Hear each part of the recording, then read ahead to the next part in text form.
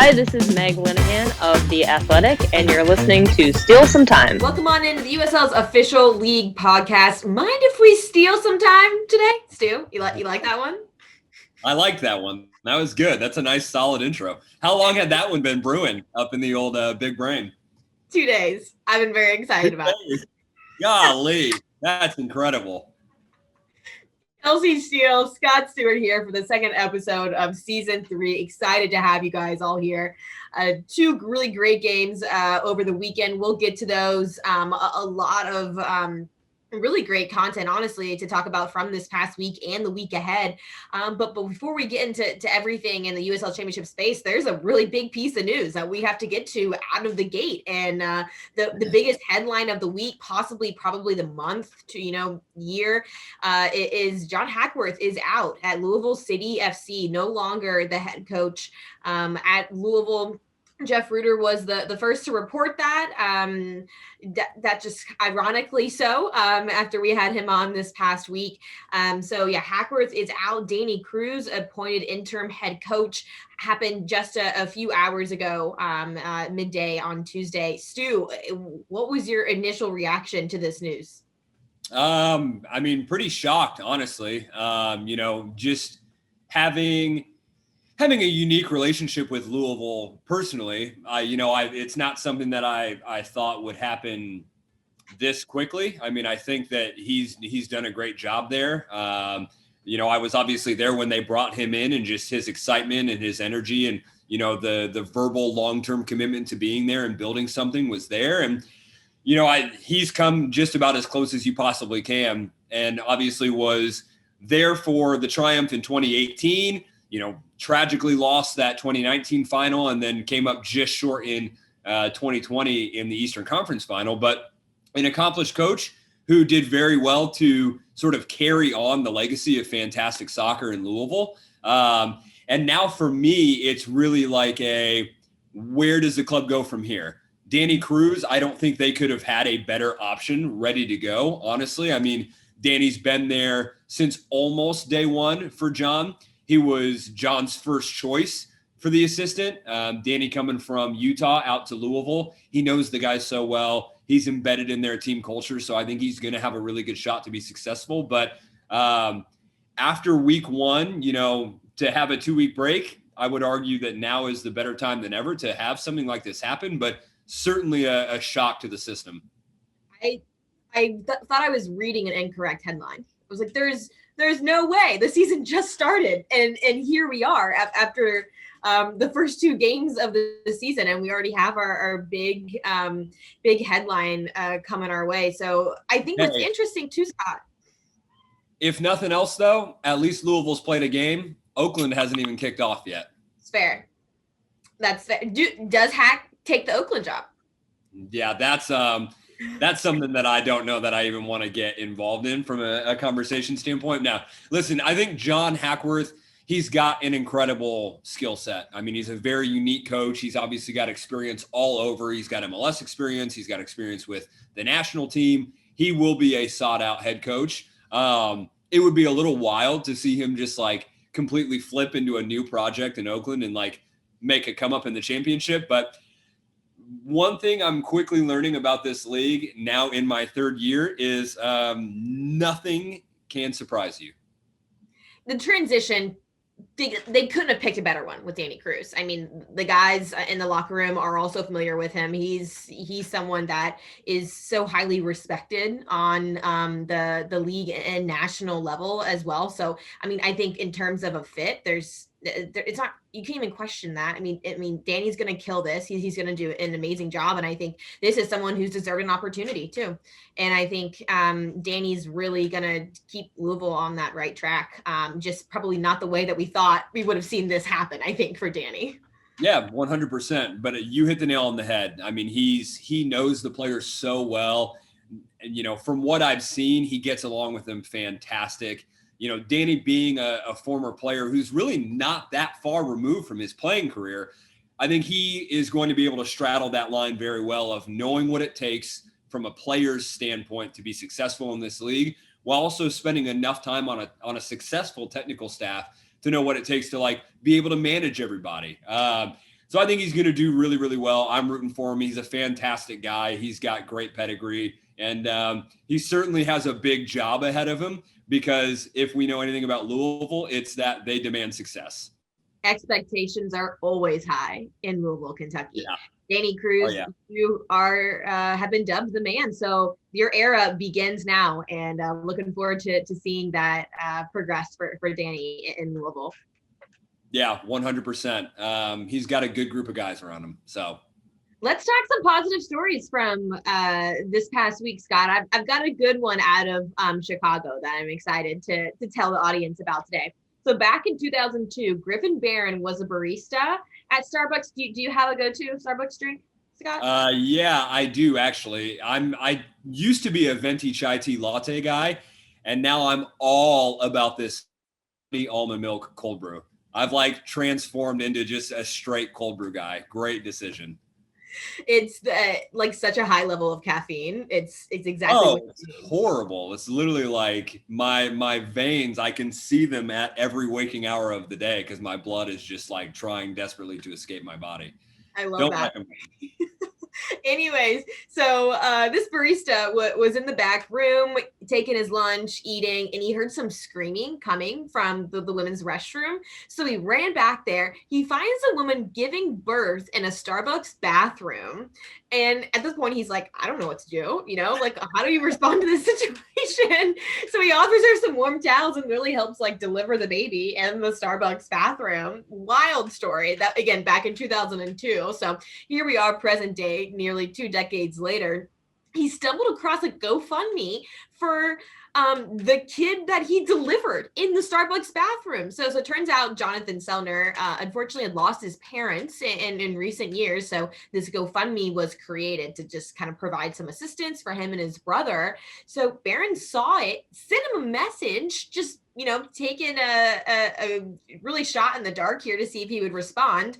Not only does he respond, they pick a meeting place to meet each other officially for the first time. Lo and behold, at the very same Starbucks that Jonathan was delivered in 18 years ago. So I just think this is like the wildest, coolest story, and proves that Starbucks truly does run the world. Starbucks does run the world, but also like, what just a crazy world we live in that stuff like that is even a possibility. That's a cool national story. I like this national headline. Yeah, and I think like what's cool about this too is like it's the positive impact also that social media can play. I feel like especially in 2020, it felt like everything was so negative and you just wanted to take some time off of it. And this is why things like Facebook were created to create these communication lines that you wouldn't get elsewhere. So I thought that was super, super heartwarming and really cool. And of course, there's a nice little picture on the article of these two reuniting. So take that for a little bit of a positive tea this week. That's great. And that's a nice counterbalance to all of just like the wacky news that has come out of USL recently. Exactly. And the only other thing that makes me happier than coffee is food. So our Restaurant of the Week series is continuing without question.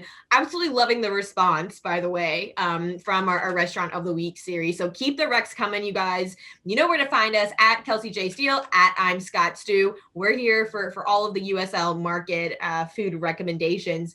But this week, I feel like Louisville's kind of hanging around with this theme. So we're just going to keep it going since they were one of 4 clubs to kick us off this past weekend. So Against the Grain Public House in Louisville, Kentucky is the rec today.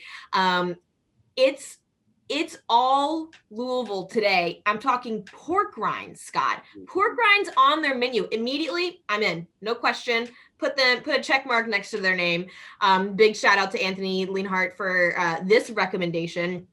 Also, Scott, there's an Albuquerque burger on this menu. So, of course, my head's racing, right? Because when New Mexico United travels to Louisville for their first ever meeting in October, I need documentation of Peter Trevisani trying this burger. Like this has to happen, right? And there's no one better than you to make that happen. We need to be preparing to get you vaxxed and get you to Louisville for that meeting, because that'll be a big one. Yeah, spent many a day and many a night in ATG, as it's locally known. Okay. Fantastic place, great host, right inside Slugger Field too. So like just a really cool, like homey in-house restaurant vibe. Yeah, a lot of celebrations there too for some players. I'm also completely bought in with the draft list. So I have 2 dream jobs, you guys. 1, take over for Guy Fieri on Diners, Drive-Ins, and Dives. And 2, also Guy, call me. 2, name beers for a living. I just think that naming craft beers, it could be such a fun job. And I mean, Pile of Face is the name of one of their beers. It's extraordinary. This is incredible. I think you would really thrive in that too. You've got the creative juices that could be flowing, that could translate very well for something like that. I don't know. Maybe you could give ATG a call and just like brainstorm, like just spitball some of your great suggestions and like see what sticks, see what lands. Kelsey knows all too well from our travels. That's how I order my choice. That's how I select my beer. I don't even care what it is. I just go by the coolest name, which is how I ended up getting a muchacho. I'm telling you, like, and nothing gets you coming up with better ideas than having a pale ale or something super hoppy. So ATG, if you need me, I'm here. I'm happy to offer my services. But absolutely love this shout out for Restaurant of the Week. And Stu, I knew this would have a nice place in your heart. So it's a great one, and especially like it's Derby week, so it's all popping off there. It's a very homey place. I will say, quick disclaimer to Against the Grain. Kelsey does collect a pretty high royalty fee. So you would have to you'd have to sort that out. It might cost you a little bit to have that name on there. But I think once you got past that stage, like, wow, the ideas only continue to flow. The royalties fee is worth it, you guys. I wouldn't charge if it wasn't worth it. I can guarantee that. Yeah, you guys have no idea how much I'm paying to be on this podcast. But yeah, once you get the ideas rolling, it's worth it. It's worth it. Frankly, not enough. We'll look to adjust that mid-season based on your performance review, Scott. Lovely. Something I'm used to. Louisville will keep it rolling because we had a 2-0 win to open up the 2021 season this weekend. Paolo Del Piccolo scores twice, 2 goals last year as a whole. He's already got 2 this season. This kind of start, it's huge for any club, right? To have a big win out of the gate. But Paulo specifically, Scott, what do you think this is going to do for him from an motivation and just an overall, going into the 21 season? How's he going to feel about that? Yeah, I mean, it was certainly not the name I would have picked to be on the score sheet once, let alone twice. I think one thing that isn't often seen about Paulo is he's got goals in his game. He just often isn't in the position to be the one to put it in the back of the net. Like Louisville has just been so front heavy with talent that Paulo's never needed to be in the box. He's never needed to be in position to put it away. We saw he had 2 great opportunities to be there, and he put both of them back in the back of the net. So it's like, for me, I think Paolo, I don't even know, to be honest, Paolo is such an assured guy. He's a very confident guy. It's why he's the club captain. He carries himself very well. I don't know that these goals will move him even in the slightest. Like, I think he's somebody who probably scored both of those and thought, yeah, that's what I'm supposed to do, is bury 2 great opportunities that came my way. So I just did my job. We're moving on to next week. He's not somebody who's going to sit there and think like, wow, I've already equaled my goal tally from last year. Like maybe I should be adding more goals into the team, or like that just shows them what I'm capable of when I get in the box. It's like, no, that's just my job. I was just in the right place at the right time. I'm grateful to score both. We're moving on. He's a humble guy. He's a confident guy. And I think for him, this is just like, yeah, we needed 3 points. I'm just the one who happened to do it this week. I love that. So Paolo doesn't need goals to be a factor for this team. And I think that's what's special about this team and proves why he's been such a crucial part to the club for so many years now. But I absolutely love that point. And we have to talk about that service from Oscar Jimenez on that header for Del Piccolo. Gorgeous, absolutely beautiful service. You can't ask for more. That's what you do in training. That's executing to a T. So wanted to make sure that he's getting his shout out there. I think what's interesting though, Scott, is all 2 goals were created by 3 guys who have been with the club since 2016 and 2017. Tell me that doesn't matter. Some OGs. Yeah. And it's familiarity, right? This is why we always have Louisville near the top of our proverbial table, is because they are so tight knit. And Oscar, the numbers don't lie. The dude, from a chances created standpoint, from an assists, from a set play opportunity, he is near or at the top of all three of those columns. And you can see why. He has incredible service. He is seemingly always able to pick somebody out with something in. This weekend, it was the difference maker. I've seen a ton of great chances that didn't get buried that Oscar probably wishes they did for the assist bonus. But this is nothing new from him. And it is a really good way to just kick off the season. I'm sure they would have wanted to score more goals, but Paolo and Oscar and really everybody on that team cares about one thing, and it's winning. And they got it done. They're going to move on. Starting off on a great note over there at Lynn Family Stadium. The only other game this past weekend was the Black Gold Derby, back for the first edition in 2021. Oklahoma City FC and FC Tulsa meet for the first time this season. FC Tulsa takes that one. Both of our predictions were right this past week, so a little, chip off the shoulder to us. Well done. Joaquin Rivas scores twice in this match.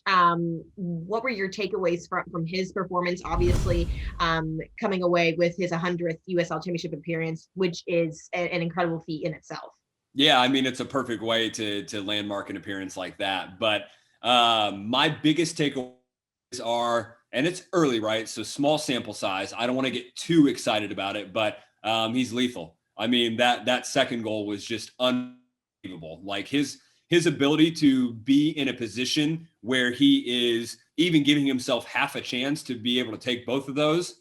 You have to consider the opponent. I think I was personally disappointed with OKC's first showing.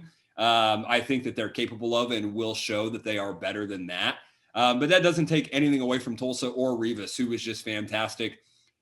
Paolo got player of the week. I probably would have voted for Rivas just because I think that he deserved it for the occasion. But I think this is why we picked Tulsa as one of our dark horses, because they show that they are very much capable of handling and exceeding any game that they're in. They were going to continue to see performances like this from not only Rivas, but across the board there from that FC Tulsa roster. I do want to give a shout out to OKC for those gorgeous pink kits, because they looked as great on TV as they did on social media. So I'm a big fan. I love when our clubs do some of these out there looks, and that's the beauty of it, right? So wanted to show them a little bit of love. Does make me wonder if they'll love them as much when they're winning in them, because had Kiesewetter been playing, it could have been even worse for Tulsa. So probably a nice little barometer for Tulsa to get going. For OKC, not the way they would have wanted to start, and I'm sure they were reluctantly in training on Sunday morning trying to piece together everything. We'll wrap up the first week of play here with our first buy or sell of the day. Oscar Minez is a top 3 set piece specialist in the USL Championship. Scott, you buying or selling that? Take all the money in my bank account. I think Oscar, I will buy that. And really, I would say that I would have bought that from like 2017, 2018 on. Like he's so consistent. And I think one of the things that kind of goes without saying, but needs to be said anyway, is he works really hard to get there. He is not somebody who, he just shows up and he's just magically able to do all this stuff. Like Oscar has worked about as hard as anybody has in the city of Louisville to get to the level that he's at. And that's not to say he's not a naturally gifted player, because anybody who's seen him play 45 minutes, let alone an entire season, can tell he's got something special innate in him. But just knowing how hard and how much he puts in to that team, I think, yeah, absolutely. He is one of the best of the best, if not the best set piece chance creator, finisher, whatever you want to name it. I think his biggest hope is that Cameron Lancaster steps away from the 25-yard one so that he can start finding goal a couple times. I honestly, though, Scott, this is why this pod's important, because the average fan's not going to know that. They're not going to see how late someone's staying at training or the extra hours and time that they're putting in. So this is important to help paint that picture and for people to understand that Oscar is, one of those top guys in this league that are going to be putting in 110%. And there's a reason why we see him performing at the level he is year after year after year. Absolutely. Like I said, he's one of the hardest workers. Also just a good dude. Louisville's just full of a bunch of good guys who work really hard and who want to perform for their city. It's little wonder why they've won as much as they have. Can we make that a tagline? Louisville, the city of good dudes. Yeah, I'm cool with it. We might need to outsource that. Hey, that's one of your brainstorming ideas. So We'll write it down. I'm not paying for royalty. later. Somebody will. Maybe Lynn family can pick that one up. All right. Well, we spent a lot of time talking about a few key guys from this past weekend, one of them being Joaquin Rivas. When we come back from the break, we're going to be joined by FC Tulsa's forward himself, a big season opener for him. So we're going to hear more about it right after the break. We'll be right back. Joaquin Rivas joins us now in his first ever appearance on Steele Some Time. Joaquin, thanks for hopping on the show. Oh, thanks for having me. 2 goals in your first appearance of the season. That's got to be a confidence booster for you, right? Start the season on such a high note. No, of course. I mean, it's definitely like we've all been talking about. It's we started off on the right foot ahead, and obviously scoring goals is definitely a plus for me. But we all gotta get over it and move on now. It's a different week, so we gotta focus on Saturday now. You scored your second goal and you were embraced by the traveling FC Tulsa fans. What was that feeling like for you, especially by a crowd that traveled with you? No, I mean, it's always good to have the fans there. Obviously, it's only like an hour and a half, so that's good. So I love the rivalry, like I mentioned before, and obviously that second goal. I mean, I like I said, I just shot it and then luckily it went in. But having the fans there obviously is definitely a boost and everything. And obviously, I love the having them there.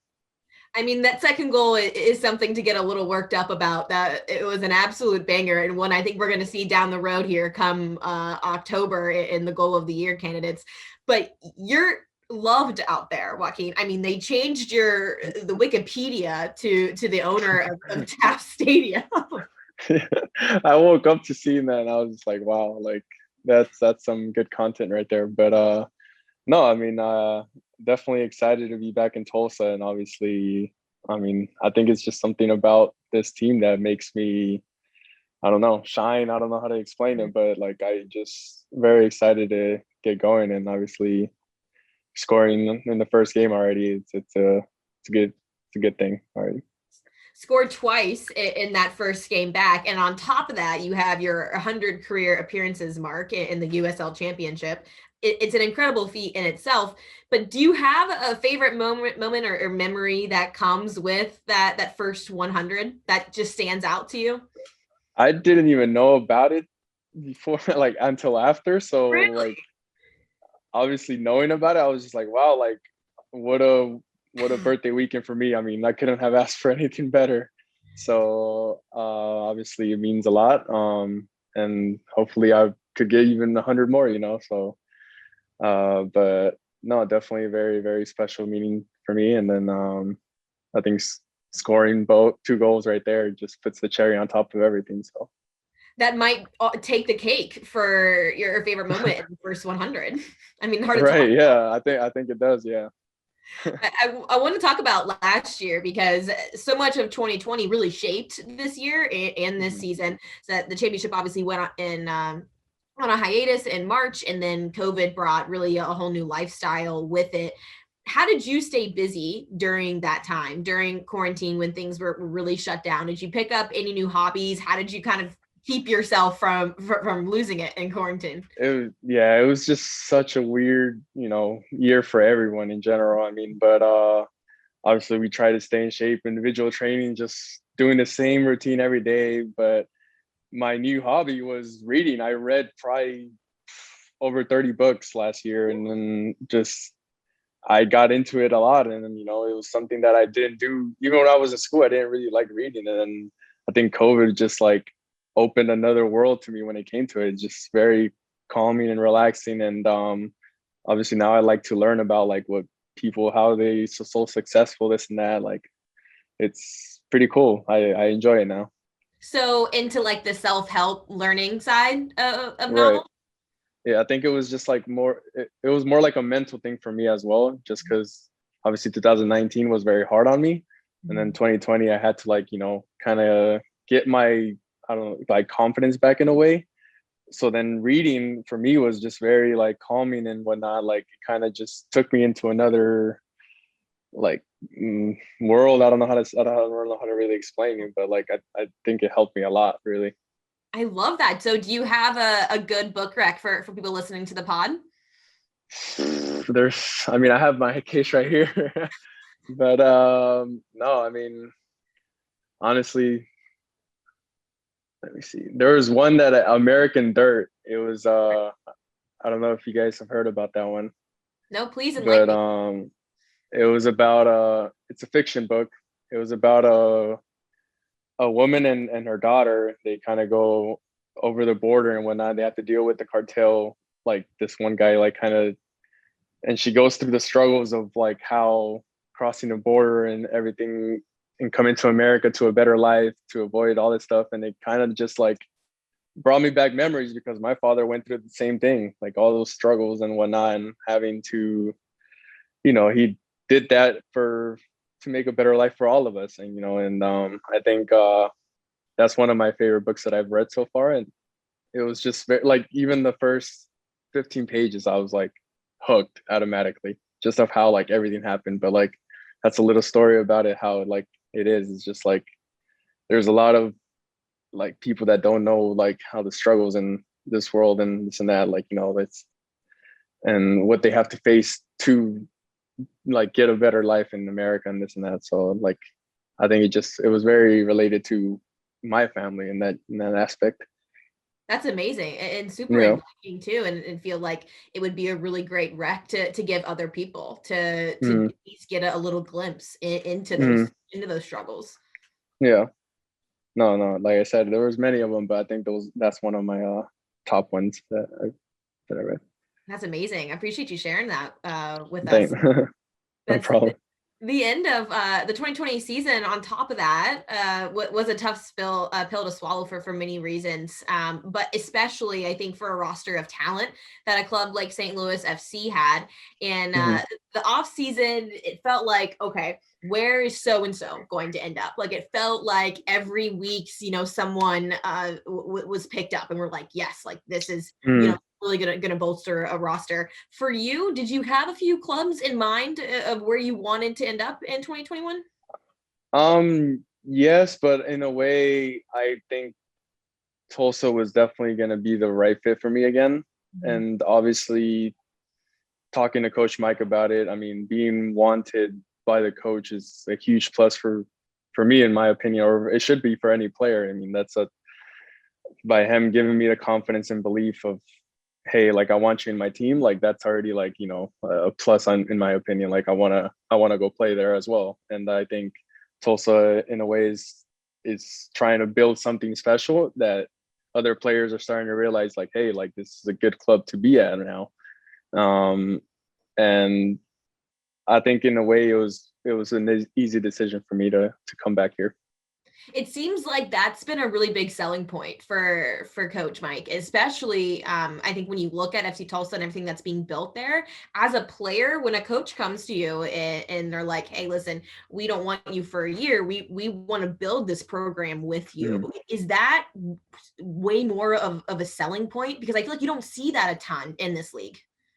Right, and that's what I was gonna say. Like, there's a lot of players that it's just 1 year and then they're into the next one, and I'll bring up Louisville, for example. They're a team that keeps players, like 8 of their core players, 9 players, and that's the reason why they're always in the playoffs or finals or win championships, because it's the same players every year and they already know each other and this and that, and that they've built something special there. And I think that's what Tulsa's trying to do. And obviously, like how you mentioned that when Coach Mike approached me in that way, like I was like, yeah, like I want to be a part of that 100%. And obviously, we all are looking forward to. I mean, we're all trying to like work together and obviously like come together and what's the word I'm looking for? Like create something special. Yeah, create something special. Yeah.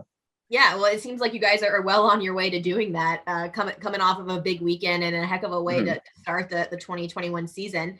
Since I have you today on a bit of a different note, I thought it'd be a good time to just get a feeling of what you think about some of your teammates. So I've got 5 superlative questions for you, and you've got to name the teammate with the corresponding question. Sound good? Okay, so you asked me and then I got to name a teammate. Yep. Okay. Cool.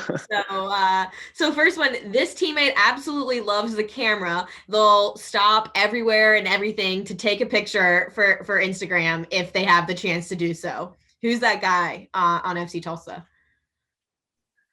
It has to be between, because the camera person is Matt Sheldon, I know, but he's the YouTuber. But I think Bradley low-key doesn't think he is, but he definitely is like a face of something. So Bradley Bourgeois, I would say.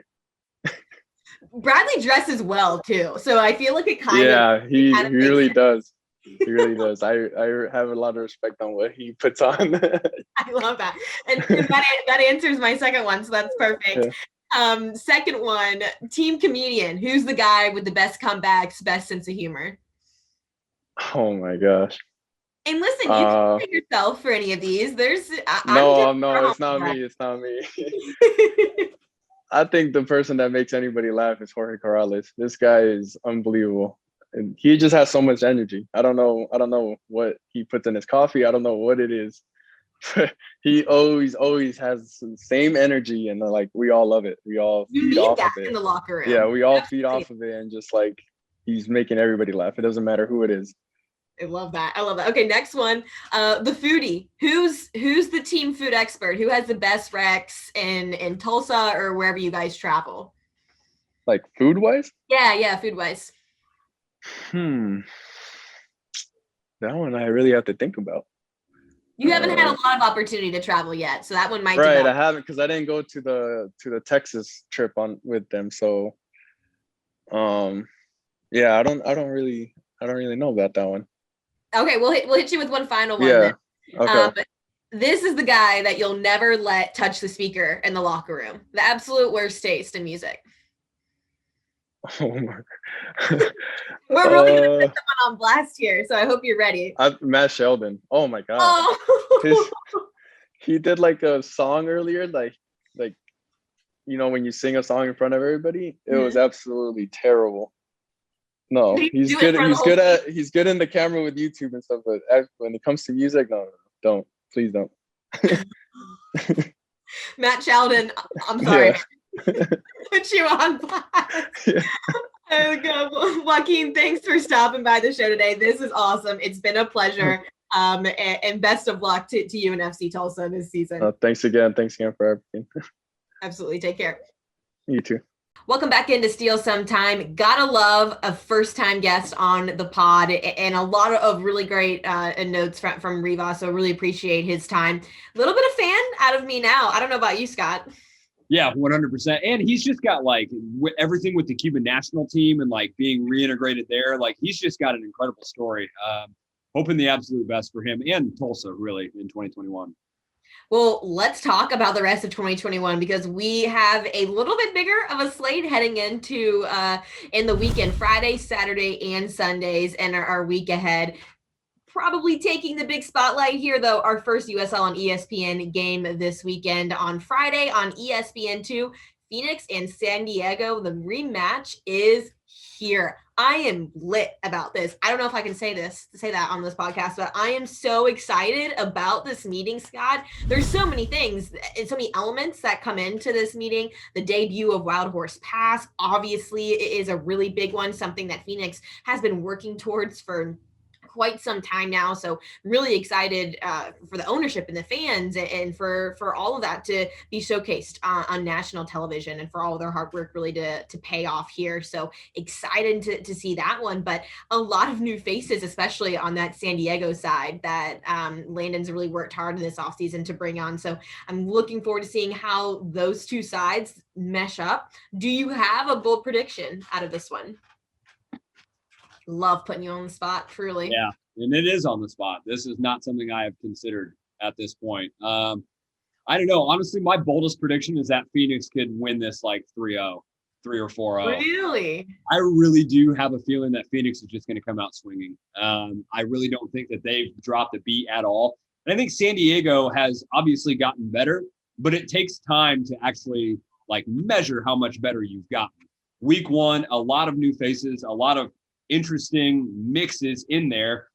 San Diego's done fine in preseason. Phoenix has not done fine in preseason. So like, I haven't gotten a great like eyeball test to see how they're doing. But I don't know. Something tells me that Phoenix is going to end up putting on quite a show for the debut of their new stadium and potentially a meeting of two teams who certainly intend to go pretty far in the USL Championship playoff picture. Yeah, I mean, it would be amazing if we're seeing a meeting that we'll once again see come October, November. That's the kind of stuff that you live for, you know? It's funny you say that about Phoenix. I actually feel the opposite. I think this one's gonna be San Diego, and I don't think it's gonna be necessarily a big, massive showing out of San Diego. I think we might see like a 1-0, 2-0, 3 points on the road from San Diego. It's interesting with them. It was a really rough start to the preseason for San Diego, but I think that they, these last few weeks, 2 weeks especially, have figured some things out. And I like the way that they're trending. And it's just, there's something there that's like in my gut telling me that this is the difference maker. And I'm probably going to regret this come, 8 months from now, but I think we're going to see a shift in Phoenix, and I don't think Phoenix is the team this year. What I like about that, though, is just as much as I can sit here and say San Diego has to adjust to all the new parts, Phoenix has very little familiarity with this San Diego team. So Phoenix has to do what Phoenix has always done well, which is we're just going to play our game regardless of who it's against. Mm-hmm. But if San Diego's sort of rebrand, if you will, like this new sort of San Diego loyal that they're trying to turn themselves into, if they are the real deal, then Phoenix is going to have one of the toughest tests of the season. I think Phoenix is grateful that this is the first game and not like a playoff decider or something like that. But I don't know. I'm going to stick with my guns and say I think Phoenix does really, really well. But, I mean, there's a reason why this is on national television. There's a reason why a lot of eyeballs are going to be on this game in general. And I hope that we get a good show. It's going to realize that you guys splitting your decision means we're destined for a draw. Right. Yeah, probably like a solid 1-1 with like an 86-minute goal that is either extremely deserved or very undeserved, and we just have to chew on it. It's going to be like an 86-minute own goal, Scott. That's what's going to end up happening. Good. Let's write it in the stars now so that I can remind myself to never look up at the sky. I think what's also noteworthy about this meeting, obviously we're recording and releasing the pod before this debuts, but a really special piece coming out with Colin Martin this week, which is hopefully going to catch a lot of your eyes. We'll have it on all of our social channels on the USL Championship, so you'll be able to catch the 15-minute or so piece that this has been put together. But of course, Colin shedding some light on this past year and that match against Phoenix last season, but also just diving into a deeper history with Colin and his experiences in the LGBTQ world, and a lot of really insightful and meaningful conversations out of that interview. So definitely a big one to keep out of there among the many headlines that we're going to see out of this weekend. Yeah, I mean, Colin is just going to be one of many important leaders for that San Diego side, but obviously his story a little bit more, much more actually unique than everybody else's. I'm just excited to see him hit the field. Like, I think he's one of San Diego's immensely talented products, and something tells me that San Diego really wants to show that they have something to prove, not just like tell people they have something to prove. And I think Colin's going to be a big part of that this year. Looking forward to that one on Friday night. Saturday night's a little bit bigger of a slate. I think the first game, in my opinion, is probably the biggest of the night. Scott, what match on Saturday night are you looking forward to the most? I mean, it's hard for me I'll just be honest. It's very difficult for me to pick one. I really want to see this new look Indy 11 team, though. So I'm for sure going to be watching that one because this new look Birmingham team is also very interesting. So I'll probably keep my eyes on that one. We get the pick of the bunch on Friday, though. So Saturday, I'm just going to set up the old multi-screen, just kind of hunker down and really just catch as much as we possibly can. This will feel like the first real game week. Saturday was a nice test. We had them going simultaneously for a little bit, but this is like the elongated stretch of really, really good games that we're going to have to look forward to. And like, let's be honest here. This is about half of the schedule as to what we'll normally see on a Saturday night too. So taking a step in the right direction there, but we're definitely not fully there yet. That being said, it's interesting, Scott. I think that's one of the reasons why the season predictions were really interesting for us, and why it felt like, at least for myself, I was not putting as much hype or conversation around the Tampa Bay Rowdies. And I think largely because I felt like that's like the one team that we're for sure about. Like they, for the most part, 85-90% of their keys are still there, you know? Yeah. Indy is just a massive question mark. Like, I cannot wait to see what Martin Rennie's done in this offseason with his club, and how some of these new pieces are really going to fit into the puzzle. So that one's going to be really interesting. It's my game to watch on Saturday. So selfishly excited that it's also the first one on the slate on Saturday night. And I think Birmingham Indy just has like the most just draw to it naturally. That's not to like disregard Tampa Bay Charlotte, because I think that game also has a lot of potential. Charlotte did so well. Charlotte performed well above my expectation last year. So I'm excited to see, like, are they going to try and shake things up? How well are the Rowdies going to look as soon as they come out the gate? The Western Conference, still kind of a toss-up for me overall. We get a good look at San Antonio this weekend. We'll get to see New Mexico on the road this weekend. So there's plenty to watch. I'm in agreement with you. Birmingham Indy is going to be the kicker. Week preview, buy or sell, Scott. We're gonna take it easy on you this week. I hit you with two buffers, I feel like, in this episode, but buy or sell that Phoenix earns 3 points on the regular season debut of Wild Horse Pass. So you kind of already answered it, but that's the one I have set for you. Yeah, unfortunately, I already put my foot in my own mouth. So I think I'm sticking with Phoenix. I'm gonna buy it. 3 or 4-0, like I could come back on this podcast and just feel like a horrible person for making that prediction. But just imagine if it comes true, how just great we're all going to feel about sitting here next week when I get to bring that back up. So you're going to feel great. I'm not going to feel great because that means I was wrong. And I'm not great at that. My success. My success is your success. It's all relative. You know, it's all part of the podcast. No, I'll buy it. I think they get it done.